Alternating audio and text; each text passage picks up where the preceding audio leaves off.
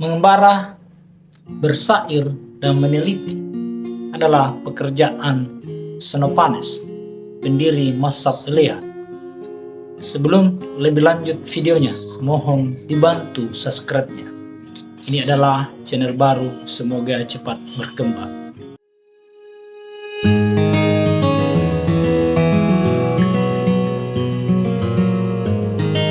Kali ini kita akan bahas Xenophanes, filsuf keempat yang dibahas di channel ini. Beliau adalah filsuf yang pertama kali menggagas tentang konsep ketuhanan secara hampir sempurna. Paling keren dari Xenophanes, bagi saya dia adalah epistemolog pertama yang membedakan antara ilmu pasti dan ilmu yang sifatnya opinion. Xenophanes mengatakan bahwa tidak ada kebenaran mutlak yang diketahui manusia, semua sifatnya sementara. Semua kebenaran itu hanya diketahui oleh Tuhan. Mari kita lihat secara mendalam seperti apa Xenophanes itu. Xenophanes lahir 570 sampai 478 sebelum Masehi di Kolofon, Turki sekarang. Salah satu filsuf yang umurnya lebih 100 tahun. Dia adalah pendiri mazhab Elea. Subjek filsafatnya adalah kritik terhadap antropomorfisme, masalah ketuhanan, moral, dan budaya. Dia punya metode yang unik dalam menyampaikan hasil pemikirannya, yaitu melalui syair atau puisi. Bahkan hasil pemikirannya itu adalah hasil dari penelitian empiris yang pada waktu itu belum dilakukan orang-orang dalam mendapatkan sebuah kebenaran. Dia sangat berpengaruh dalam mentransisi masyarakat mitologi ke masyarakat yang rasional. Lalu kemudian Harry Parmenides dan Karl Popper adalah orang-orang yang terpengaruh dari pemikiran Xenophanes. Xenophanes adalah orang yang melakukan pengembaraan setelah kampungnya dikalahkan oleh pasukan Persia, dan beliau menyukai pengembaraan itu karena filsuf sangat dihargai ketika mendatangi kampung-kampung dalam menyampaikan pendapat-pendapatnya tentang sosial budaya yang terjadi pada waktu itu. Karya-karya Xenophanes itu didapatkan dari fragmen-fragmen yang terpisah-pisah. Berikut adalah fragmen yang terpisah-pisah itu beserta penjelasan-penjelasannya. Ketika masyarakat di sekitar Xenophanes itu menggambarkan dewa-dewa mereka sama dengan manusia, sama dengan tubuh manusia, sama dengan sifat-sifat manusia, maka Xenophanes mengatakan dalam fragmennya, tetapi jika sapi, kuda, atau singa memiliki tangan atau dapat melukis dengan tangan dan menciptakan karya seni seperti manusia, sapi akan melukiskan dewa-dewa mereka menyerupai sapi, kuda menyerupai kuda, dan mereka akan membuat tubuh-tubuh dewa mereka sesuai dengan bentuk mereka sendiri. Beginilah cara Xenophanes mengkritik cara keberagamaan, kepercayaan masyarakat di sekitarnya waktu itu. Kemudian dalam fragmen selanjutnya Xenophanes menegaskan bahwa satu Tuhan terbesar di antara para dewa dan manusia, tidak menyerupai manusia baik dalam bentuk maupun pikiran. Ini adalah konsep monoteisme yang dibawakan oleh seorang filsuf malah sebelum Nabi Muhammad lahir, karena di waktu ini itu masa di mana jarak nabi-nabi itu jauh. Kalau Nabi Yusuf lahir 700 sampai 800 sebelum Masehi, kemudian Nabi Zakaria yang terdekat yang lahir 91 sebelum Masehi.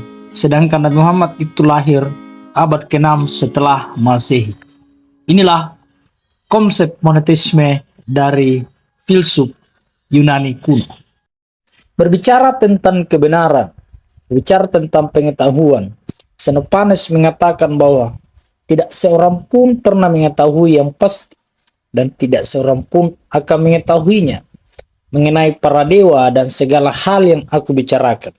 Karena bahkan jika seseorang kebetulan mengatakan yang sebenarnya, dia tidak tahu bahwa dia melakukannya. Maksudnya bahwa kebenaran itu sifatnya sementara, apa yang kita ketahui hari ini bisa jadi suatu saat itu bukan yang benar. Apa yang kita anggap benar hari ini suatu saat bukan lagi suatu kebenaran. Dulu kita pernah bersepakat bahwa bumi itu datar, tetapi kemudian ternyata bumi itu bulat. Kemudian hal lain yang patut kita tiru dari Xenophanes ini adalah bahwa sebelum kita berpendapat, sebelum kita berargumentasi, kita harus punya bukti konkret dulu. Oleh karenanya, untuk membuktikan bahwa dewa-dewi yang digambarkan oleh masyarakat sekitarnya itu, maka dia melakukan penelitian, meneliti masyarakat Ethiopia, di mana dewa dari masyarakat Ethiopia itu badannya tinggi, kekar, hitam seperti masyarakat Ethiopia, seperti tubuh masyarakat Ethiopia. Lalu kemudian meneliti juga masyarakat Tracia yang punya badan tinggi, putih, dan berambut merah. Kemudian dalam hal lain, dalam ilmu geologi, Xenophanes juga memberikan data-data, mengungkapkan sebuah data tentang sirkulasi alam. Sebelum mengungkapkan ini ke umum, dia mengatakan bahwa telah terjadi sirkulasi alam karena menemukan di daerah-daerah yang dia teliti, ditemukan cangkang laut di gunung-gunung dan di dalam gua-gua, tepatnya di Sarakusa, itu ada ikan dan anjing laut serta tanda-tanda fosil dedaunan di dalam batu. Inilah kehebatan dari Xenophanes yang bisa berpikir melampaui zamannya, yang mengajarkan kita tentang metode ilmiah, cara-cara mendapatkan ilmu pengetahuan secara benar. Itulah pemikiran Xenophanes. Xenophanes mengajarkan tentang monoteisme, tentang satu Tuhan.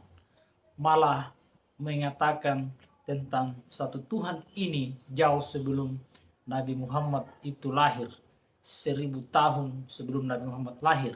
Walaupun kita sadari bersama bahwa 2000-an tahun sebelumnya, di zaman Nabi Ibrahim, sudah ada konsep tauhid itu yang menganggap bukan patung yang dibuat oleh ayahnya itu sebagai Tuhan.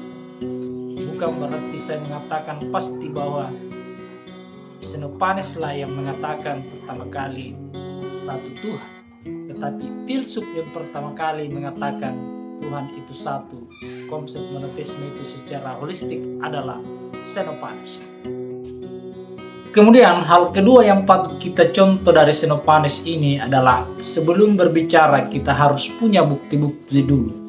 Malah Xenophanes melakukan penelitian seperti untuk membuktikan bahwa dewa-dewi itu digambarkan berdasarkan tradisi, berdasarkan bentuk tubuh manusia itu sendiri, di mana bangsa Ethiopia menggambarkan dewanya tinggi, kekar, dan hitam.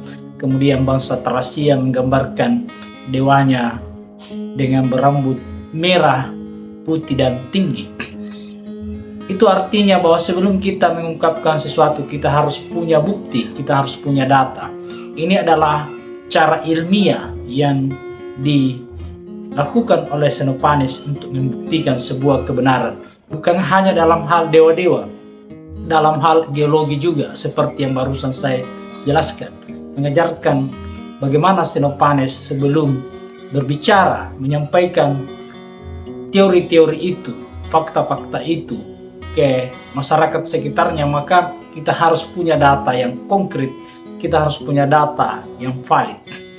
Itulah Xenophanes yang luar biasa, yang mengajarkan tentang konsep monoteisme, yang menyindir melalui puisi, melalui syair, kemudian mengajarkan tentang epistemologi, tentang bagaimana mendapatkan sebuah data. Tetapi lebih tawakalnya lagi bahwa Xenophanes mengatakan bahwa kebenaran itu tidak diketahui oleh manusia. Hanya Tuhan yang mengetahui kebenaran yang mutlak. Apa yang kita anggap benar hari ini bisa jadi suatu ketika itu sudah tidak benar. Sama seperti saya katakan bahwa dulu kita bersepakat bahwa dunia itu datar, tetapi kemudian ternyata tidak benar. Dunia itu malah bundar. Saya kira demikian. Bagi yang menonton, mohon untuk di-subscribe. Terima kasih atas subscribe-nya. Semoga channel ini cepat berkembang dan punya manfaat untuk seluruh manusia yang menonton channel ini. Assalamualaikum warahmatullahi wabarakatuh.